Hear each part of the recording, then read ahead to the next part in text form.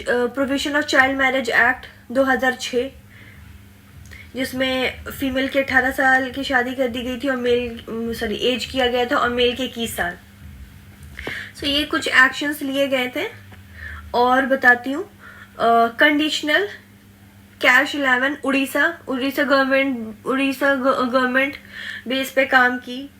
Proactive governance, अब proactive governance इसमें कैसे हो सकता है? ठीक है, पहले तो तुम गांव में ना ये एक्सेस पहुंचाओ, स्पेशल नीड प्रोवाइड करो उन लड़कियों के लिए जो हैरिस होती हैं, बाहर जाती हैं, जिनके घर में वॉशरूम्स नहीं होते हैं, ठीक है, ये मेंस्ट्रुअल पैड नहीं होते। सो उन पर ज़रा स्पेशल फोकस होनी चाहिए। उनको प्रॉपर सेफ्टी प्रोवाइड करो। जो यंग मदर होती हैं उनको ट्रेन करो कि हाँ बच्चे को कैसे परवरिश देना है या खुद की कैसे देखभाल करनी है। इस तरीके से सस्टेनेबल एम्प्लॉयमेंट गांव में ही प्रोवाइड कराओ, जैसे सिलाई, बुनाई, कढ़ाई, ताकि ये पैसों के लिए उन्हें बाहर नहीं भटकना पड़े। सेल्फ हेल्प ग्रुप से लिंकेज करें, ठीक है, ये सारी चीज़ें हैं। एज ऑफ मैरिजेस पे बात करें। उसके बाद एक और चीज़, ये हमारे UNCRC United nation convention on right of child में भी 4 राइट दी गई है, ठीक है। जो बच्चा या बच्ची 18 साल से छोटे हैं उन्हें चाइल्ड ही माना जाएगा, उन्हें बच्चा ही माना जाएगा, ठीक है। राइट टू अंडर 18 चाइल्ड, उन्हें जीने का प्रॉपर अधिकार है। उनको पार्टिसिपेशन करनी है, हर चीज़ में वो पार्टिसिपेशन करना, उनका डेवलपमेंट पर ध्यान देना, उनकी प्रोटेक्शन पर ध्यान देना। ये UNCRC बात करता है, ये 4 राइट दिया, ठीक है। अब यहीं तक चीज़ें ख़त्म नहीं हुई है, कहीं ना कहीं ये इतनी पुरानी चीज़ें है कि ये आपको हमारे हिस्ट्री में आप जाइएगा तो वहाँ से देखिएगा कि ये मुद्दे बरसों पुराने हैं। क्या उस टाइम कोई एक्शन ली गई थी? हाँ, ली गई थी। तो सबसे पहले आप हमारे इसको लिंक कर सकते हैं। पहले अपने वे फॉरवर्ड वो सारी चीज़ें डाल दीजिए, उसके बाद फिर आप उसको इस चीज़ को लिंक कर सकते हैं कि this is not a very current और एग्जैक्ट रियल इश्यूज, ठीक है। ये बहुत ही पुराने इश्यूज है और इसके लिए पहले भी एक्शन लिए गए हैं। जैसे आप 1927 में देखेंगे एज ऑफ कंसेंट में एज क्या बोली गई थी कि 12 साल कर दी जाए शादी के लिए। 2 साल बाद फिर लेकर आए थे चाइल्ड मैरिज रीएस्टेंट एक्ट, जिसको शारदा एक्ट भी कहा गया, आपने मॉडर्न हिस्ट्री में पढ़ी होगी ये। उसमें 16 साल और 18 साल एज कर दी गई थी। फिर 1978 में एक और एक्ट लेकर आए थे, चाइल्ड मैरिज, इसमें 18 साल और 21 साल शादी की एज कर दी गई थी, ठीक है। फिर 2006 में मैंने आपको ऊपर में बताया था provision of child marriage act, ठीक है। फिर 2021 में बिल पास की गई थी जिसमें एज फाइनली कितने किया गया था? 21 साल।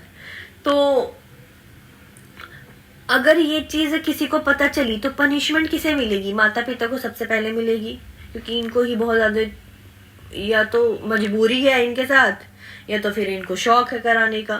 फिर दूसरे प्रेस्ट को मिलेगी, इन लोगों को पनिशमेंट मिलेगी। वुमेन के साथ कुछ इश्यूज, एक्स्ट्रा इश्यूज में जब आप एक्स्ट्रा, जैसे अगर आपको याद रहेगा तो आप ये भी डाल सकते हैं कि वुमेन के साथ इश्यूज क्या होते हैं। अब जैसे वुमेन फ्यूटिसाइड हो जा रही है, अब बच्चियों को मार दिया जा रहा है, तो क्या करेंगे? अब दुल्हन तो बाहर से ही खरीद के लाना पड़ेगा ना।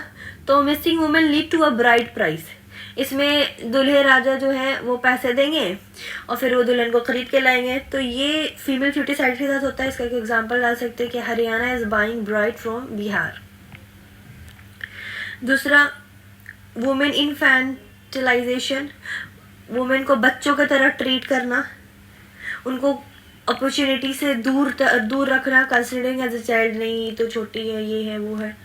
तो ये सारे चीज़ें हैं जो आप इसको लिख सकते हैं, ठीक है। अब आते हैं नेक्स्ट टॉपिक हमारे सबसे बड़ा मुद्दा, अक्सर न्यूज़ में आपने हमेशा सुना होगा, चाइल्ड सेक्सुअल अब्यूज, ठीक है। इसमें कोई भी हो सकता है, मेल और फीमेल दोनों ही इसके शिकार बनते हैं, तो दोनों ही हो सकते हैं इसमें। सबसे पहले अगर इंट्रो में आपको डालना है तो आप किसी डाटा के साथ इंट्रोड्यूस करिए। आप उसमें लिख सकते हैं कि Interpol 1 global crime trend report में कहा गया है कि per day child sexual abuse होते हैं, पर डे। पर डे, एक दिन भी ऐसा नहीं खाली गया है कि नहीं होता है, हर दिन होता है। ठीक है, आप एक और डाटा मेंशन कर सकते हैं कि 90% केस तो भाई नोन ही लोग करते हैं, वही पड़ोसी टीचर यही काम करते हैं।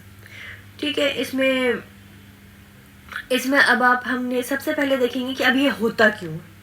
हमने ये देख लिया कि कितनी डाटा के हिसाब से क्या है, अब हम देखेंगे कि ये होता क्यों। तो सबसे पहले कि इनको रूट कॉज ये है कि एजुकेशन की कमी।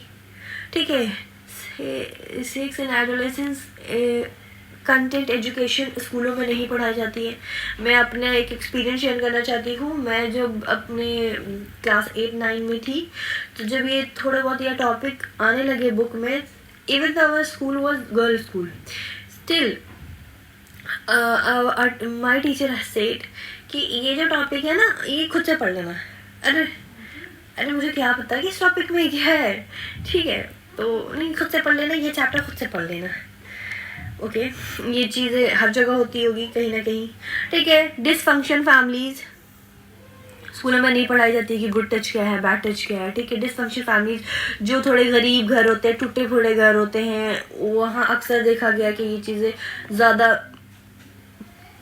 प्रचलन है। ठीक है, सेफ स्पेस नहीं है, बच्चों को कोई काउंसलर जैसे नहीं मिलते जिससे वो खुल के बातें कर सके।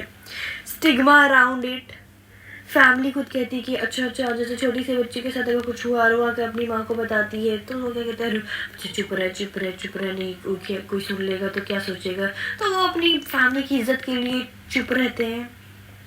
आप उसमें और कुछ अगर और भी पॉइंट्स ऐड करने हैं तो आप कर सकते हैं imposing hegemony.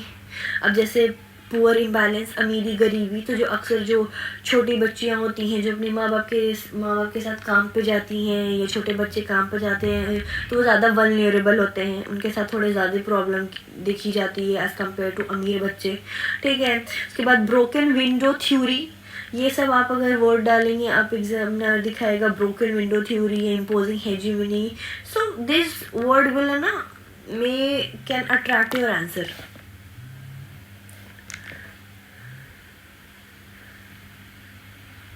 We can attract answer. ठीक है, लेस बार्गेनिंग पावर, इसमें क्या होता है कि चाइल्ड ज़्यादातर कंप्लेन नहीं कर पाते कि उनके साथ हुआ क्या है एग्जैक्टली। कभी कभी तो उन्हें समझ में भी नहीं आता कि मेरे साथ हुआ क्या है।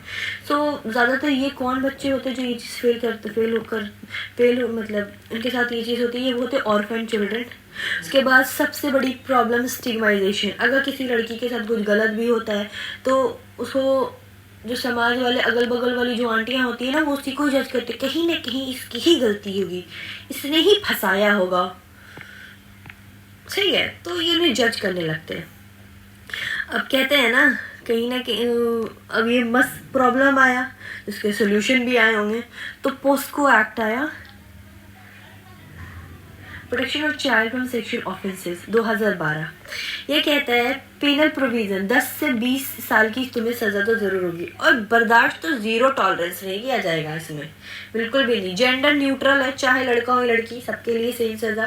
ठीक है, सेक्सुअल अब्यूज क्या है, इसकी प्रॉपर डेफिनेशन दी गई है। इसमें कुछ 4-5 पॉइंट्स हैं जो आप देख लेना, जिसमें पोर्नोग्राफी एंड ये सारी चीज़ें मेंशन है। उसके बाद इसमें क्या बोले गए हैं कि उसमें ये बोले गए हैं कि जो आपको national commission protection of child right, national commission protection of child right और state commission protection of child right, ये दोनों मॉनिटर करें, साथ मिलकर काम करें। कुछ